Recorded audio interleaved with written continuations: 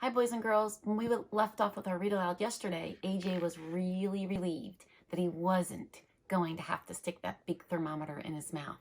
Let's see how the fundraising is going in Chapter 3, which is called Welcome to the Carnival.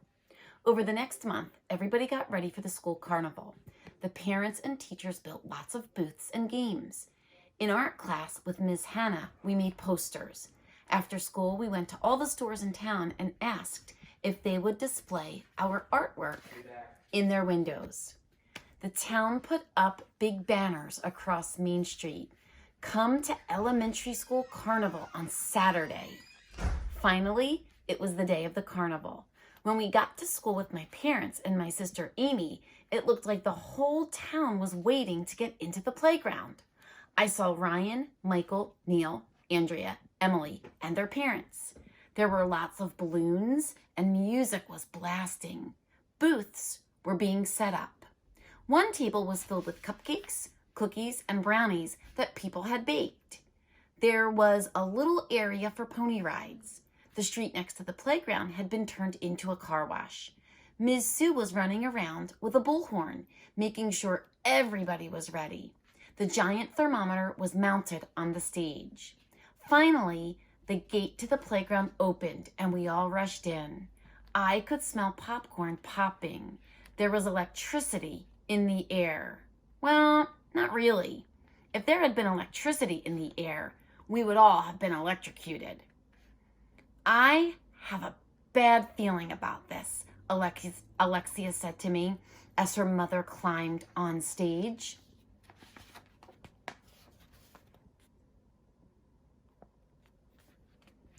Welcome to elementary school carnival, announced Ms.Sue. Before we get started, our principal, Mr. Klutz, would like to say a few words. Mr. Klutz stepped up to the microphone and tapped it with his finger. Thank you for coming out on this beautiful day, he announced.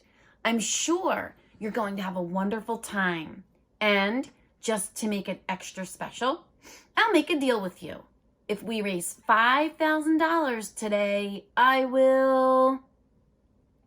Everybody got quiet and leaned forward to hear what Mr. Klutz was going to say. He's always making deals with us. One time he said that if we read 1,000,000 pages, he would turn the gym into a video arcade. Another time he said that if we did 1,000,000 math problems, he would kiss a pig on the lips. He also married a turkey after we had a really nice Thanksgiving display. That was cool. If you raise $5,000 today, said Mr. Klutz, I will spend a night in jail. What? Principal Klutz was willing to spend a night in jail if we raised $5,000? I would pay to see that. Ms.Sue walked around with a big bucket. Parents were pulling out their wallets and putting money into the bucket. Dad, I asked, do you have $5,000 so we can send Mr. Klutz to jail? I'll contribute $1, my dad told me, handing me a dollar bill to put in the bucket. I walked around the carnival with my family. There was a long line of tables. Behind each one was a parent or teacher doing something to raise money. Ms. Hannah was in charge of face painting. Our lunch lady, Ms. LaGrange, was selling chocolates, summer sausages, and flavored popcorn.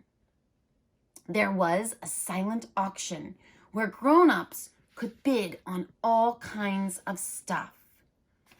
You could buy gift wrapping paper at one table. At another table, they were even selling elementary school underwear. Great news, Ms.Sue shouted into her bullhorn. We have raised our first $100. Everybody cheered. Ms.Sue put the money in a metal box, and then she drew a line on the giant thermometer. Our Spanish teacher, Ms. Holly, had the booth next to the thermometer. She had a big glass jar filled to the top with gumballs. The person who guesses how many gumballs are in the jar will win $30, Miss Holly told us. It cost just $1 to play. My mom gave Miss Holly $1, and I wrote my guess on a piece of paper. 100 million gumballs. I hope I win. At the next table, Mr. Tony, who runs the after-school program, had a sign that said, "Goating Booth." "How does this work?" my dad asked Mr. Tony. "Well, if you pay $50, I'll take the goat off your front lawn." "There's a goat on my front lawn?" asked my dad. "Not yet," said Mr. Tony, "but there will be later today after I put it there."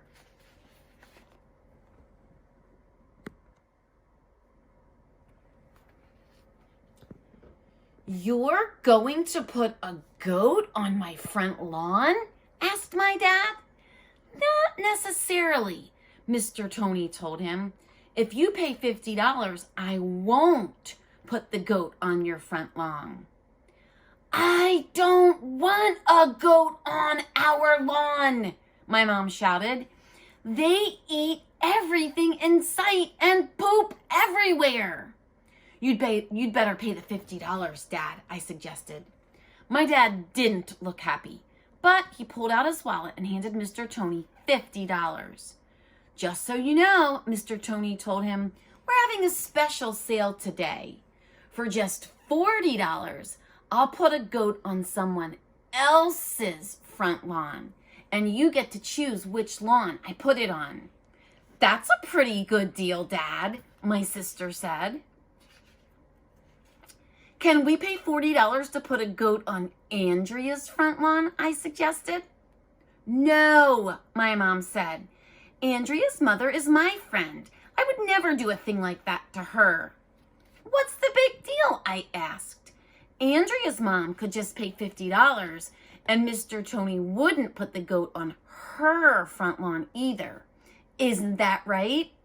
"Exactly," said Mr. Tony. "It's sort of like buying goat insurance." "Where do you keep all the goats?" my dad asked him. "Oh, I don't have any goats," replied Mr. Tony. "If you don't have any goats, how can you put them on anyone's front lawn?" I asked. That never came up," said Mr. Tony. "Most people just pay the money, so I don't need any goats." What a scam. If you ask me, Mr. Tony is full of baloney. Ms.Sue was walking around. "We're up to $200, she shouted into the bullhorn. She put the money in the money box and drew a new line on her giant thermometer. The next booth had the word peace and love written all over it. Our crossing guard, Mr. Louie, was standing there in a tie-dye shirt. "Hugs for $1, Mr. Louie shouted. "Kisses for $2. Come by a kiss and a hug." "No, thank you," my mom said as we passed by. Right next to Mr. Louie's booth was another booth with Mr. Docker, our science teacher, standing behind it. He was holding a toad in his hand and a giant sign over the booth that said, "Kiss a toad, $1." "This is an eastern spadefoot toad," Mr. Docker told us. "It's a smooth-skinned toad that uses the hard spades on the hind feet to dig burrows in sand or loose dirt." "Very nice," my dad said, "but I'm not paying $1 to kiss it."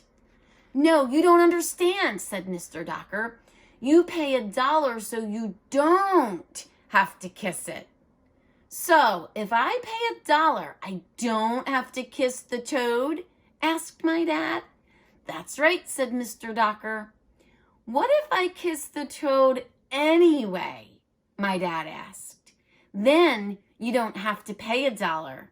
That sounds like a fair deal to me," Dad said. And then he leaned over and kissed the toad. Ugh, disgusting. My dad just kissed a toad. I thought I was going to throw up. "How about the rest of the family?" Mr. Docker asked. "Would you like to kiss a toad?"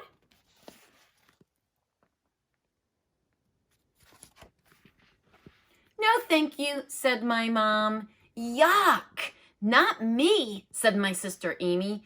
Count me out, I said. I am not kissing a toad. Okay, that'll be $3, please, said Mr. Docker.